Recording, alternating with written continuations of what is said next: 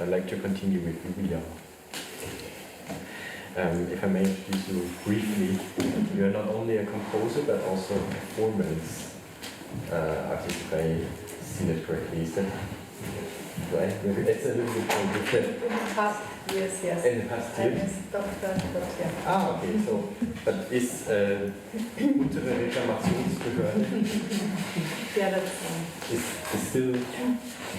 That's Music Theatre Collective, yeah. I'm part of, yes. Okay, okay.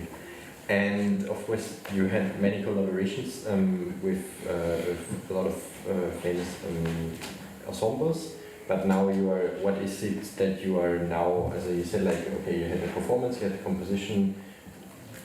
Right at this moment, where are you? Is it more on the composition side or more on the performance side? How would you describe your current work and your current focus? Well, my current focus is on composing. Mm-hmm. So, I mean, I studied here in Hannover, and some of you know me also from the past. And when I came to Hannover, I first studied classical singing and worked as a singer in the field of contemporary music.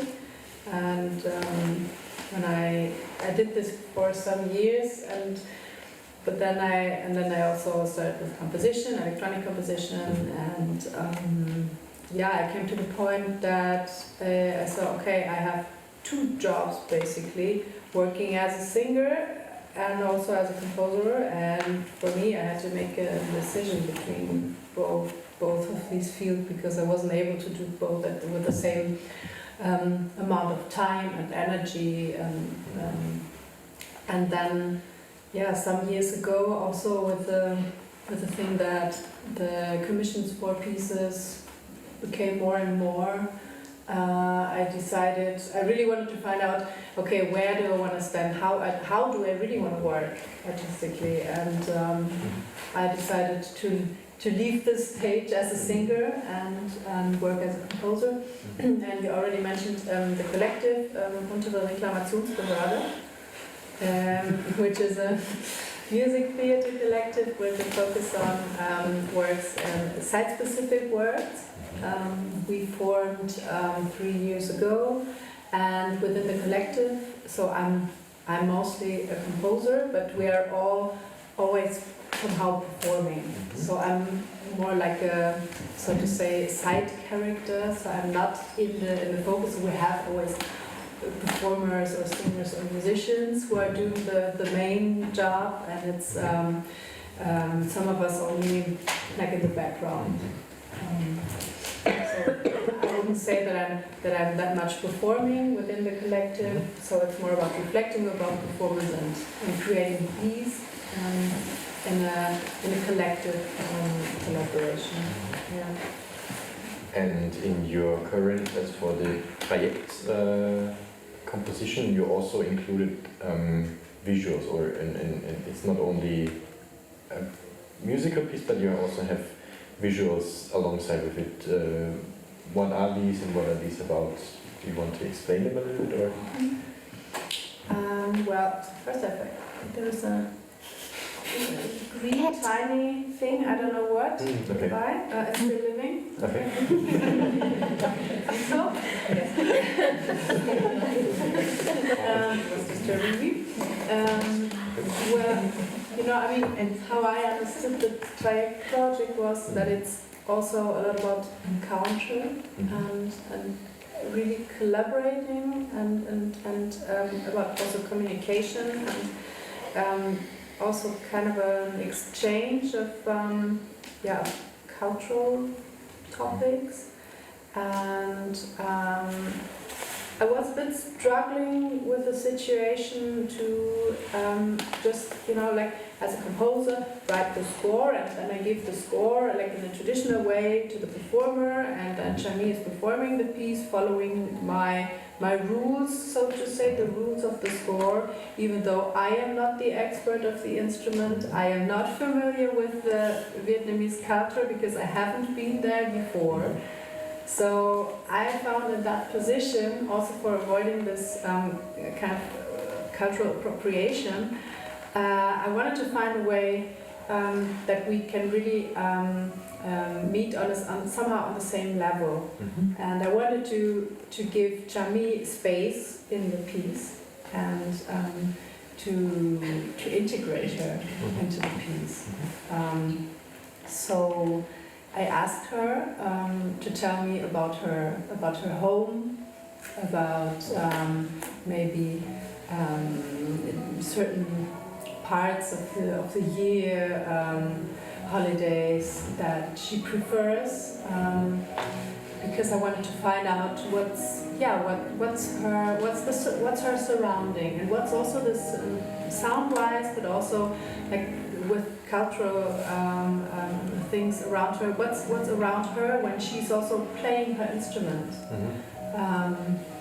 That's why, for example, I also include field recordings in the piece,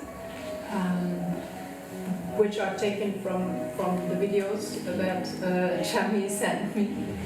And Jami also made some videos taken out of her windows and the balcony, and and also on the streets. And then I decided to take the material from her home, and to also use this visual level of integrating what's surrounding her, and as an artist and as a being with her instrument. That's also the reason why there was a cat in my piece.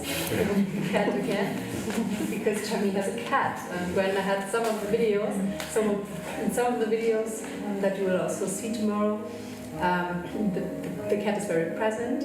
And then I had these recordings, because I asked you for recordings of fragments of the score, and then there was also the cat around, which was so cute. He loved the sound and he liked to bite the string and play with my string. The cat was in every Zoom meeting. Yeah, so it became integral part of the piece actually. So that is why I wanted to use video to extend this thing. To have that encounter on this level. So far, is there? Yes. Can you maybe explain about the relationship between image, video, and your music, and the music? How did you work with video?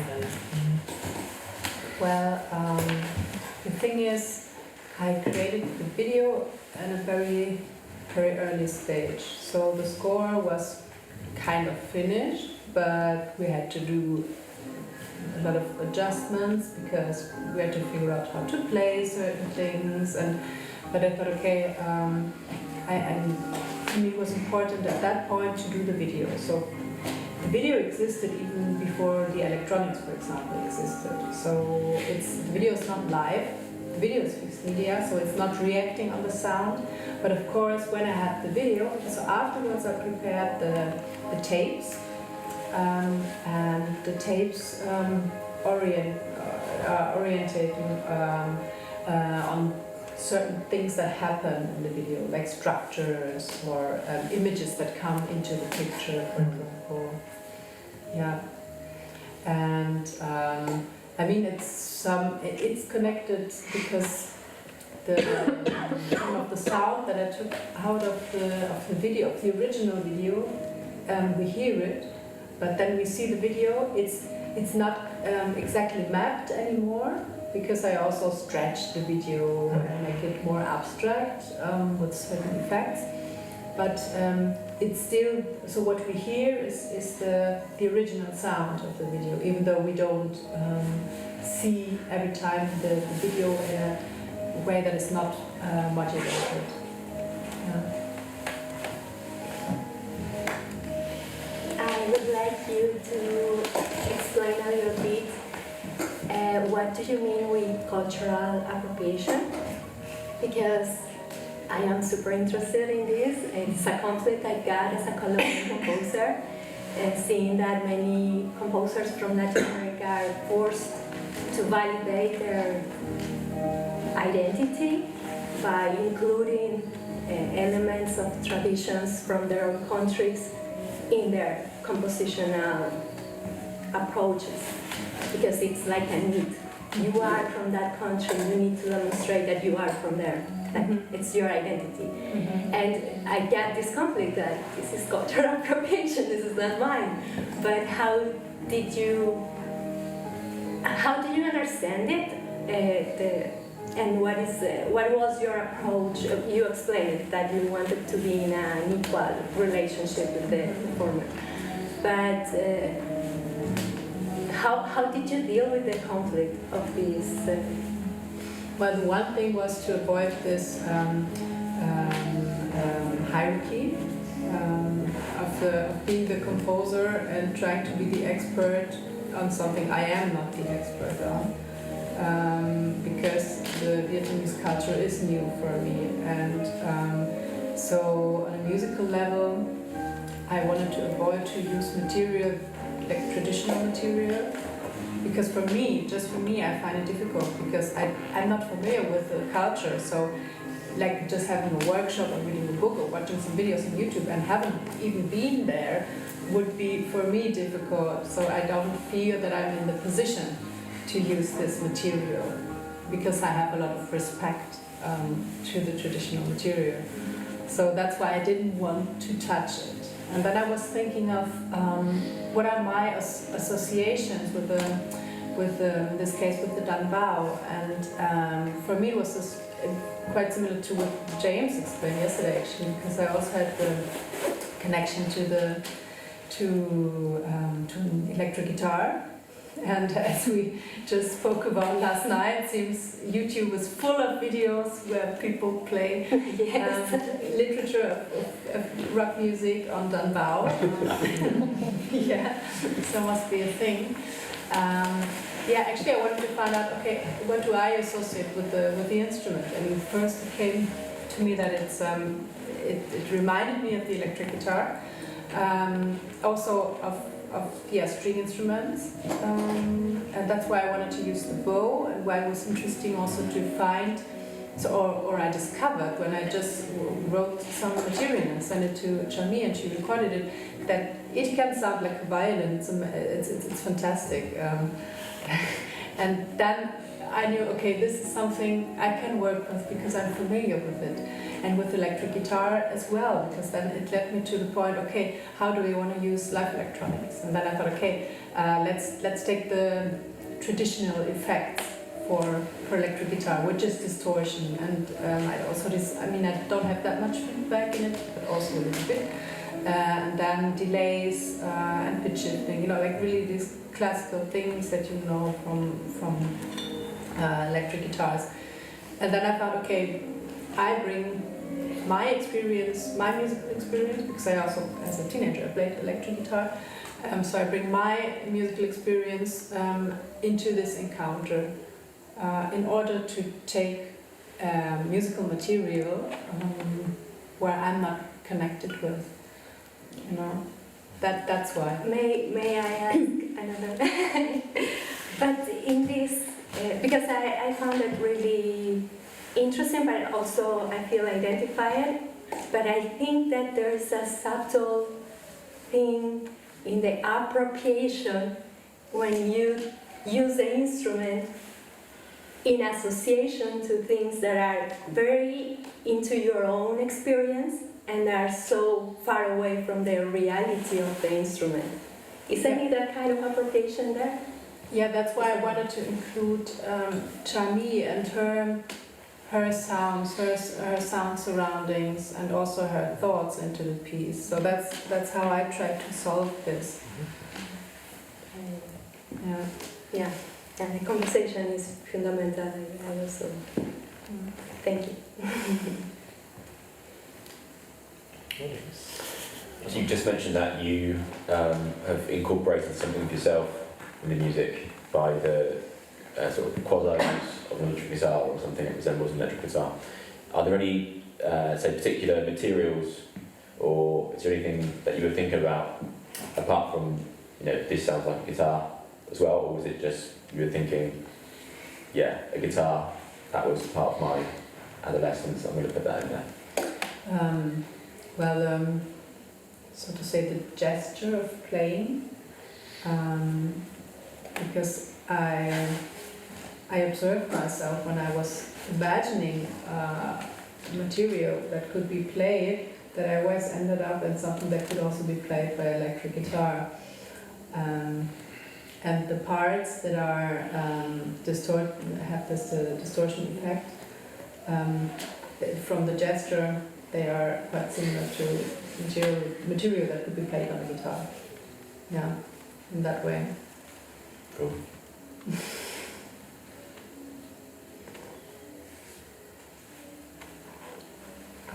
I would have the question,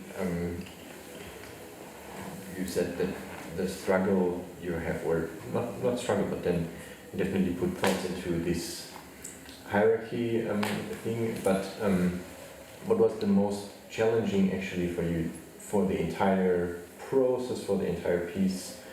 Might it be something technical, might it be something with communication or something like that? What was for you the most challenging in this project and making this composition? I think in between it was difficult because we couldn't easily meet due to the distance that is there. And yeah, I mean, in my current situation in my life, I couldn't say, okay, I take the next flight to Vietnam and just spend time there. It wasn't possible. My little son would have protested against this. So this was one thing, that having the distance and always try to connect somehow, which became better, for example, when I received the recordings of Shani. I immediately felt connected to her and felt closer to her, because I really like to work with the people. That's also, for example, when I work, especially in the collective unter Reklamationsbehörde, we work for half a year on a piece and meet again and again and again, and spend just also a lot of time together. Where you would say, okay, we are not maybe actually working, but we're just spending time together to get a feeling for each other and to be on a human level connected. And this was, of course, missing somehow to the geographical distance. The other thing was imagining the sound material of the instrument that was so new for me, and then programming for these sounds that I just can, first of all, imagine, because I didn't have recordings of everything, because it was also quite difficult to play, and Shani had to take time for this, to prepare the instrument and everything, so it wasn't like, okay, sure, I make a recording and here you have it and go for it. I mean, luckily it worked out very well, and everything that I programmed for the live electronics worked with just a few adjustments, but it was like, yeah, walking around in the dark somehow. Preparing the live electronics, not knowing if they're like really working or not.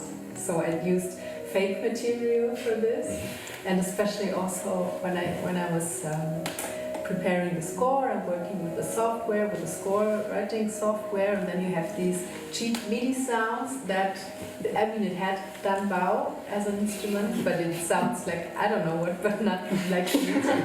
And I had to take this as my test recording and to try out the live electronics at home with this. And that was difficult, because then again there was this distance, because I could not even, I mean, for example, I don't know, if I'm asked to compose for I don't know, violin, and I need to try out something, so either I have a violin at home or I just ask a friend around in town who plays the violin, even though I'm not composing for this person, I can just ask and jump by and we tried things out, but we couldn't.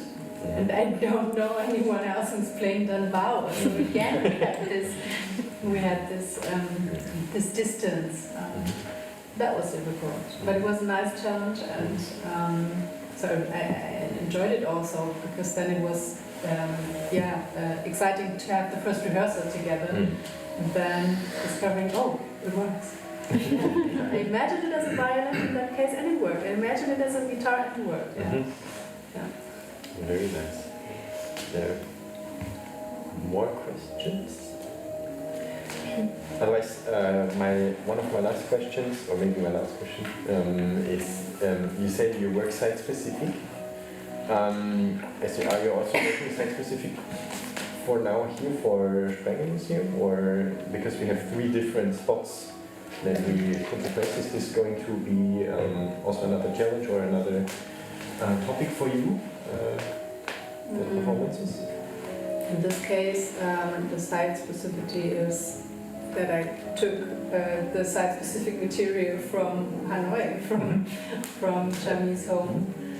But usually when I do site-specific work, the pieces take place usually outside, like on the street, in the cities where we do the pieces, and so we create them. We do all the recordings on site and create the piece. We come back to the place, rehearse there, and perform there, bring the audience there. So that you cannot, in most cases, you cannot say, okay, can you please do the same piece and do it in Hannover, because we can't, because it was especially created for one certain place. Yeah, it's a limitation, but it has also, so like in a financial way, so to say, it's a limitation because you cannot play it hundreds of times everywhere. But artistically, it's a challenge I really enjoy. Thank you.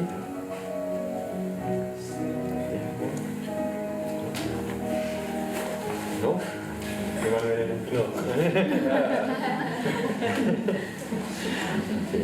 Yeah. Thank you so much.